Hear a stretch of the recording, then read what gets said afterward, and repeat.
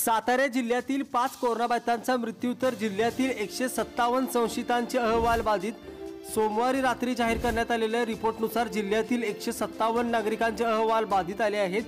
यामध्ये सातारा तालुक्यातील 20 बाधित, सातारा 2, व्यंकटपुरा पेठ 3, सदर बाजार 2, शाहूपुरी 1, शाहूनगर 1, वेचले 1, जवळवाडी 1, लिंबाची वाडी 2, क्षेत्र माहुली 1, सैदापूर 1, गुलमोहर कॉलनी सातारा 1, सर्कल 1, गोळीबार मैदान सातारा 1, सोनोडी 1, यादव गोपाळपेठ 1 बाधित।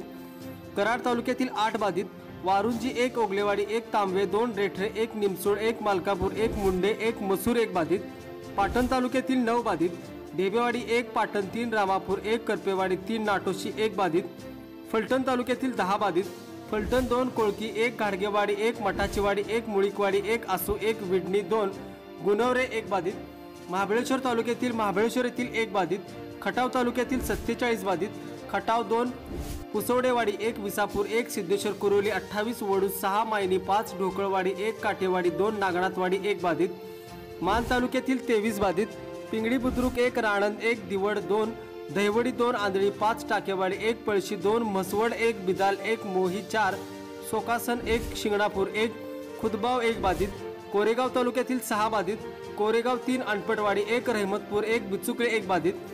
जावली तालुक्यातील 16 बाधित, खर्शीतर्फ कुडाळ 3, ओझरे 2, मेढा 2, कुसुंबी 1, बेलोशी 1, आगलावेवाडी 1, सरताळे 3, काटवळी 3 बाधित।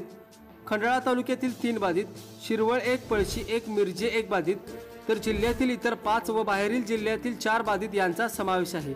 तसेच क्रांतिसिंह नाना पाटील सर्वसाधारण रुग्णालय सातारा येथे उपचार घेत असलेल्यामध्ये कोपर्डे तालुका सातारा येथील 80 वर्षीय पुरुष, तसेच जिल्ह्यातील विविध खासगी हॉस्पिटलमध्ये सिद्धेश्वर कुरोली तालुका खटाव येथील 55 वर्षीय पुरुष, राणंद तालुका माण येथील 66 वर्षीय पुरुष, तसेच रात्री उशिरा कळवलेले भुसे तालुका कोरेगाव येथील 77 वर्षीय पुरुष, खिंडवाडी तालुका सातारा येथील 83 वर्षीय पुरुष अशा एकूण 5 कोरोनाबाधितांचा उपचारादरम्यान मृत्यू झाला आहे।